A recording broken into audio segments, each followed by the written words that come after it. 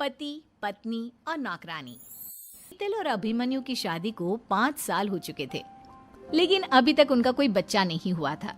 इसकी वजह से शीतल और अभिमन्यु परेशान रहते थे, लेकिन उन दोनों से ज्यादा परेशान थी शीतल की सास, यानी अभिमन्यु की माँ जानकी देवी।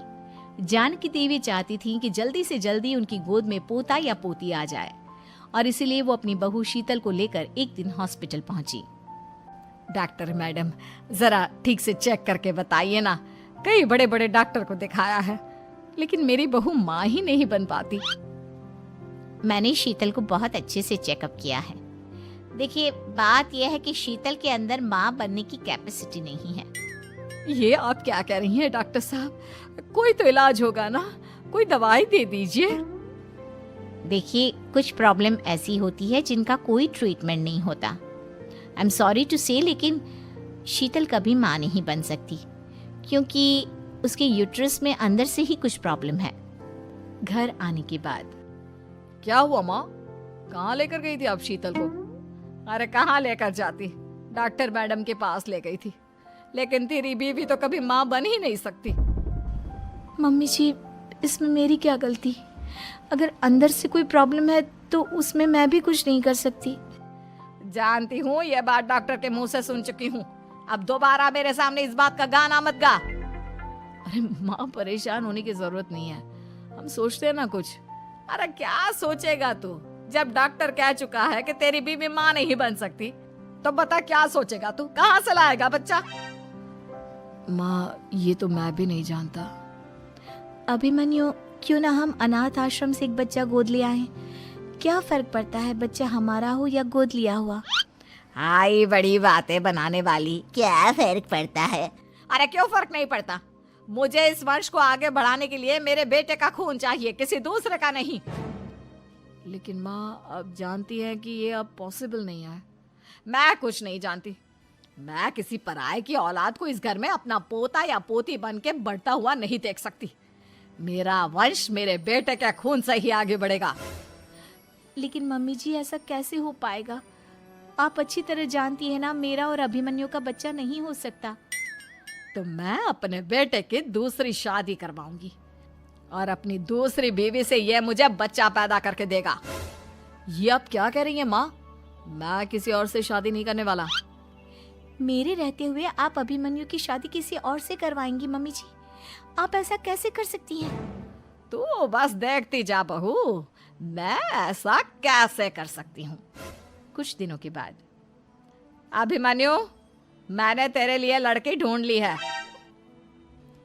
माँ, मैं आपको कितनी बार समझाऊं, मुझे किसी से शादी नहीं करनी है।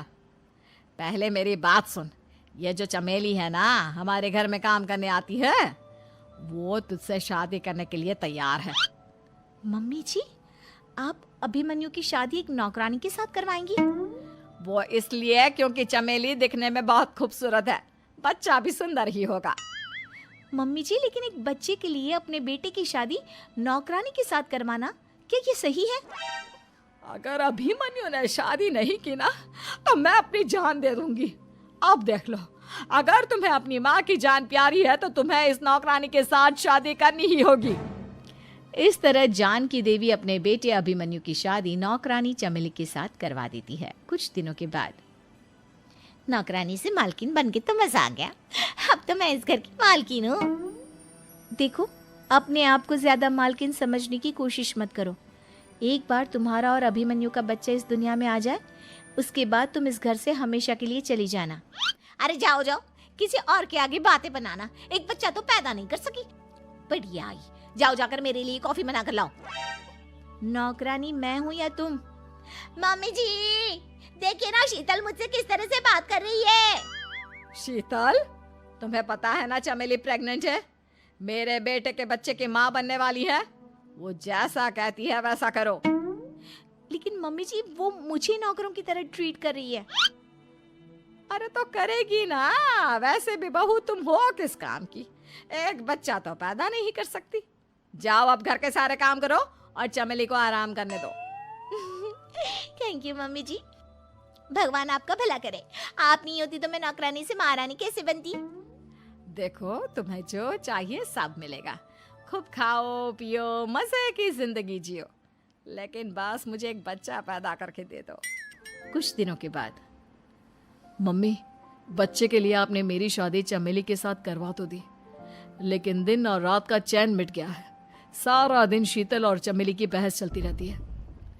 अब शीतल को इस घर में रखने से क्या होगा?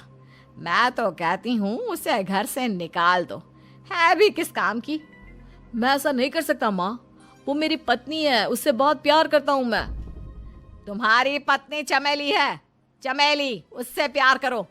अरे तुम्हारे बच्चे को जन्म देने वाली है वो। अभिमन्यु, मैं खुद ही इस घर से चली जाती हूँ। वैसे भी अपने ही घर में नौकरों की तरह रहकर परेशान हो चुकी हूँ।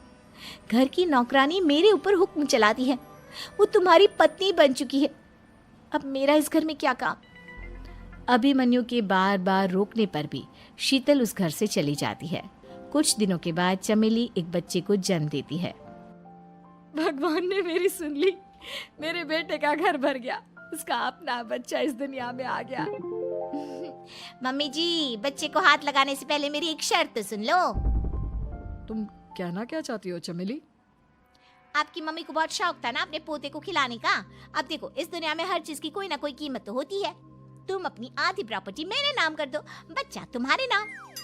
अरे लेकिन मैंने अपने बेटे से तुम्हारी शादी करवाई है, अब ये सौदेबाजी कहाँ से आ गई? जो औरत अपनी बहू को घर से निकाल कर एक नौकरानी के साथ अपने बेटे की शादी करवा दे, वो तो सौदेबाजी कर ही सकती है ना। उसका कैसे भरोसा कर सकते हैं? मुझे बस आप लोगों की प्रॉपर्टी चाहिए, उसके बाद ही बच्चे को आप हाथ लगा सकते हैं। मैंने कहा था ना मम्मी, आप गलत कर रही हैं। देखिए, उसका नतीजा आपके सामने है। जब शीतल को पता चलता है कि अभिमन्यु और चमेली का बच्चा दुनिया में आ गया है, तो वो अपने घर पहुंचती है। अभिमन्यु, कहाँ है आपका बच्चा? क्या मैं उसे देख सकती हूँ? कुछ भी मत पूछो शीतल, माँ की हुई एक गलती हम लोगों पर भारी पड़ रही है। वो नौकरानी अपनी औकात पर आ गई है और अब हमसे अपनी आधी प्रॉपर्टी मांग रही है, वो भी बच्चे के बदले में। एक बात कहूँ अभिमन्यु, आप उससे कुछ भी देने से मना कर दो। अरे कैसी बात कर रही हो? मेरे बेटे की औलाद है उसके पास, ऐसे कैसे मना कर दे? मम्मी जी, वो अभिमन्यु का बच्चा नहीं है, वो चमेली और उसके बॉयफ्रेंड का बच्चा है। ये तुम क्या कह रही हो शीतल? ये देखिए वीडियो। चमेली और उसका बॉयफ्रेंड आपस में बातें कर रहे हैं कि उन दोनों ने मिलकर आपको बेवकूफ़ बनाया है और अब इस बच्चे के बदले आपसे प्रॉपर्टी भी हड़प लेंगे। हे भगवान, ये मुझसे क्या हो गया? ना तो बच्चा मिला और अपने बेटे की नौकरानी के साथ शादी करवा दी सो अलग। अब क्या होगा? मुझे माफ़ कर दो शीतल, मेरी वजह से तुम्हें बहुत तकलीफ हुई है। अभिमन्यु, मैंने कहा ना, उस नौकरानी को उसके बच्चे सहित इस घर से बाहर निकाल दो। लगता है मेरे अभिमन्यु का बाप बनने का सपना अधूरा ही रह जाएगा। अभिमन्यु, अपनी मम्मी से कहो कि परेशान ना हो। आपको याद है, एक बार हम एक IVF सेंटर गए थे, मैंने फिर से वहाँ जाकर बात की थी और आपको पता है, इस बार मैं प्रेग्नेंट हूँ, क्योंकि हमने वहाँ पर प्रोसीजर करवाया था जिसकी वजह से मैं प्रेग्नेंट हो गई थी और इस बात का पता मुझे बस कुछ महीने पहले ही लगा है। हमारा बच्चा इस दुनिया में आने वाला है अभिमन्यु। मुझे माफ कर दो शीतल बहू, मुझसे बहुत बड़ी गलती हो गई। कोई बात नहीं माँ, लेकिन अब हमें उस धोखेबाज नौकरानी को इस घर से बाहर निकालना है और इस घर की मालकिन को वापस घर लाना है, वो भी अपने बच्चे के साथ।